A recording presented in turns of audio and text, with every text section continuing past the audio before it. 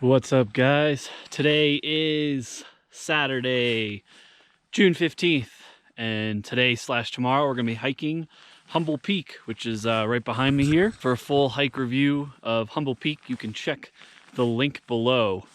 So before we get into the hike and anyone starts asking questions, I clearly got into a fight with the road while I was biking, and the crazy thing about that is the road always wins. Go figure. So that's why I have some scratches on my face here. Glasses are scratched, and yeah, my hand is pretty swollen, so that'll be fun to deal with. I got a special guest with me. You might be able to tell here. That's Juno. She is rearing to go, and hopefully she's gonna be a good girl, because otherwise I might die, because my injuries are just not ideal right now. And obviously I'm joking, I will not die. So because we are at the lower trailhead, I have my car, which, as great as it is, does not do well with anything requiring high clearance. So this is the South Colony Lake low trailhead, which means that it adds about 5 miles round trip to the hike from the one that's up there, and I'll show you that one later. This is a good spot to park if you're looking to do this hike and you don't have a car that you're confident with high clearance.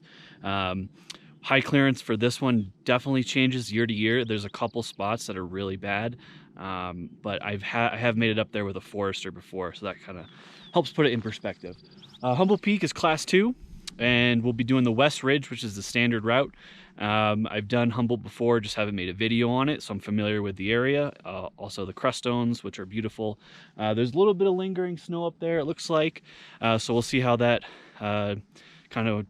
that's dealt with tomorrow. But for now, we're just going to take a hike up the road here, and we'll check in a little bit later. About 1.3 miles into the road. This is like where one of the first of the more difficult sections are. These like grooves right here, like this one, that one to the left of Juno, they're pretty deep. So this is like where you would definitely hit some problems if you had a lower clearance vehicle. And on the way up to the upper trailhead, there are no parking spots before this section. So it's private land, and who knows what they'll do to your car if you park down there, so I wouldn't do it. 1.52 miles in, you'll enter San Isabel National Forest. And what that signifies is now you can start camping on the side of the road as space dictates. Just about 2 miles in, and this loving section right here is known as the drainage pipe. And as you can see, not only is it pretty eaten out in the middle, some sharp edges to it, quite a little bit of a hop here, but if you can make it past the drainage pipe here, you're smooth sailing. You'll be at the upper trailhead in no time. This is your only trail junction of the day, if you will, even though it's a road. The Rainbow Trail leads you up the slopes, the eastern slopes of Humboldt. It's not the standard route, but it is much shorter. If you're coming here in the winter, it's a pretty good time to attempt that one. Juno and I, the reason we're not doing it is I'm not familiar with the trail, and since I'm a little banged up, I'm not really trying to do anything too adventurous. Come on, Juno. But it's definitely an option. It's only 8 miles from up here, so add the 2 that we've done. It's 12 total round trip miles instead of about 16 for the Western Ridge. Up to the upper trailhead now, exactly 2.65 miles, and we're still under 10,000 feet of elevation, so even from here you got a long way to go in terms of vert and mileage. So we're going to keep hiking up the trail and hopefully find a good spot to camp for the night. Taking a quick break to get out of the stinking rain, but a couple notes: there's no bathrooms at either trailhead, so if you do have to go while you're here, pack it in, pack it out, as gross as that is. And also, if you're coming here in July, I wouldn't. It's basically mosquito season in the Sangres, and yeah, it's pretty unenjoyable. I've talked about it in past videos, but you can basically get your arms and legs covered in bugs in about 5 minutes. Spring melt is in full effect here. This thing is ripping. We made it about 4.6 miles from the lower trailhead, so about a little over 2 from the upper trailhead today. We're just short of 11,000 feet, and we're gonna call it a night here. Gonna get an early start in the morning, and hopefully the weather holds off. As you can kind of see above me here, it's a bit doomy, gloom and doom, but thunder and lightning we haven't heard a lot. So hopefully tomorrow it's supposed to be clear in the morning, and we'll be able to get in and out before the monsoon storms move in once again. Morning again, this time from the upper trailhead. So you'll see these 3 forest signs here. The reason why they're here is this used to be the trailhead before they closed the gate about 2.5 miles down. So up here, you're gonna see a trail junction, and right is gonna take you to Humboldt Peak, and left will be the more direct route for Broken Hand Pass, the Crestones, etc. Around 11,600 feet right now. I've completely lost the trail. I don't know where the hell it is. Pretty frustrating, honestly. Between the dog being a lunatic, and she's pulling on my left hand, which is the one that's severely sprained. So that's been really, really awesome. I have no idea where the trail is. I'm just trying to like work to my best ability to the ridge over there. But yeah, the views here are pretty cool. That is Crestone Needle right to the left of Juno. Broken Hand Pass, Broken Hand Peak, and then looking back where we came from. So obviously, even with GPS, I mean, it's pretty much useless. Trail finding is really important. So if you're not familiar with like the area, definitely have a map or GPS. Otherwise, you're going to be in a world of fun. Some lovely morning alpenglow here. So I'm way off trail, but basically right here. And then you're eventually going to see a trail that goes up to the ridge and then follows the ridge all the way over to Humboldt Peak, which is there. Man, this is one of the more frustrating mornings on a mountain I've had in a long time. And I say that not to be negative, but just to be realistic. Like, so many of these videos, I'm happy and it's all good views and perfect weather and blah, blah, blah, blah, blah. But this is the reality of it, man. Like, there are days where it just sucks. I am not having fun right now. Frankly, if I didn't have to shoot this video for you guys, if I wasn't already up here, I'd just turn my ass right around. But that's part of, you know, getting out into the mountains. Is there's days where it's just a struggle. I'm still not on the trail. I know where it is, but I'm about 200 feet above it. It's basically like right down there. When I started, it was so dark, and you know, it was just impossible to find something. So I've been kind of working my way across this slope right here, but it's really slow going because every step is the dog pulling me and then unstable ground. So it's just been really, really slow. Luckily, the weather looks good for now, so that's a huge positive.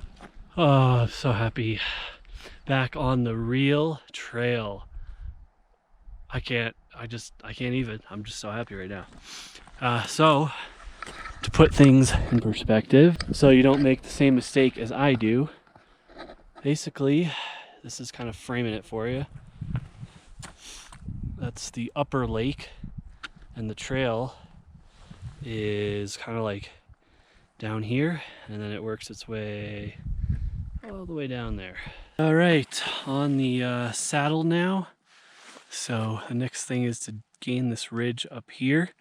So this is where the class 2 kind of starts. So you might have a little bit of route finding even when it's dry, but just try to stay towards the center of the ridge as best you can. And this is a good spot to take a look west, see what the weather's looking like, see how you're feeling. And if all those things aren't lined up for you, then it's a good spot to turn around.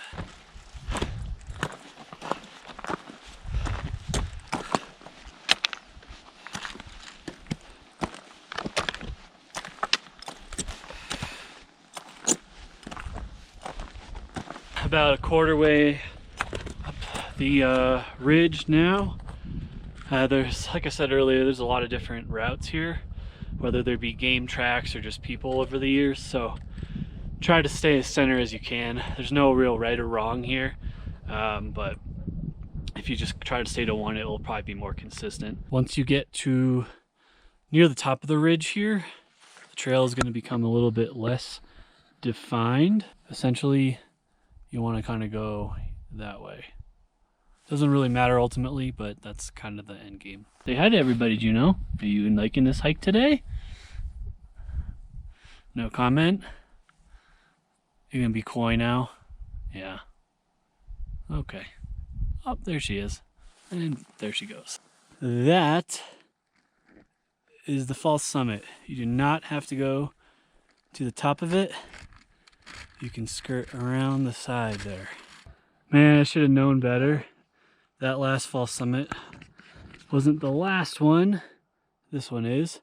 And although the last one that I pointed out you can skirt around too, this one you definitely want to skirt around. And this is the crux of the route, if you will. And I'll show you the hardest moves once we get to them.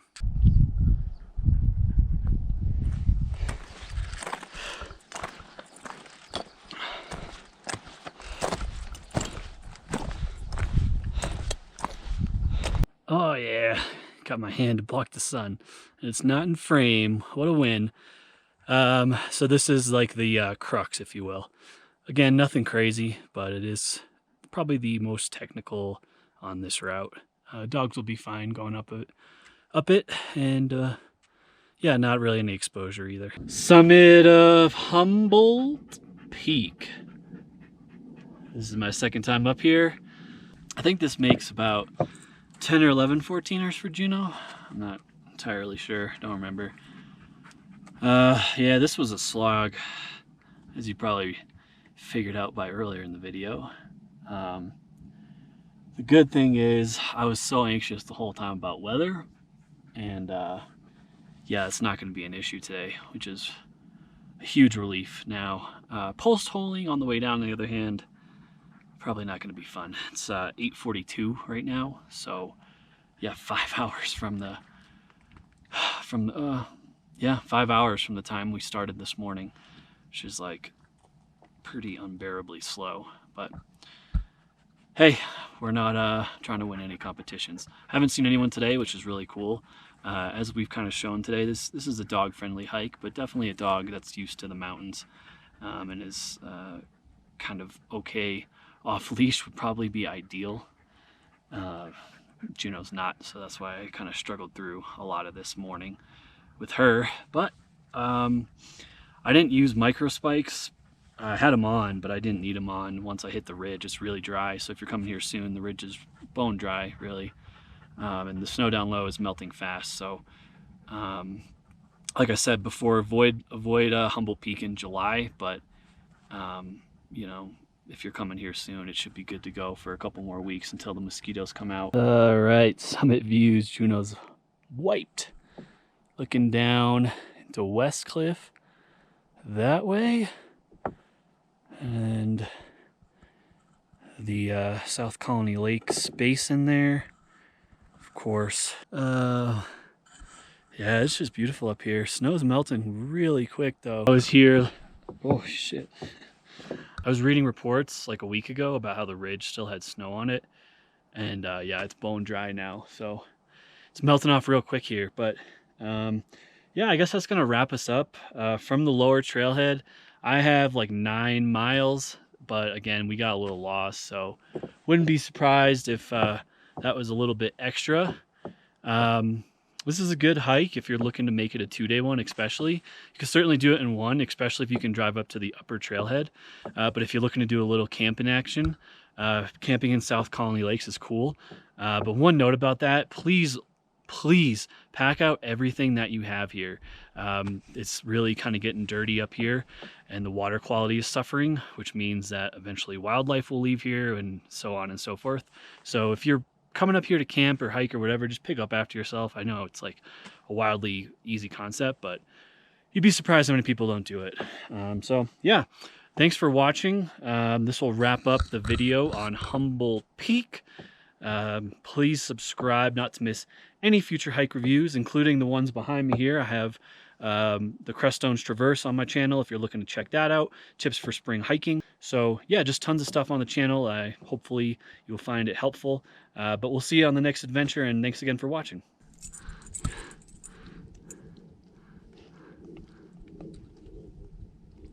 Yeah.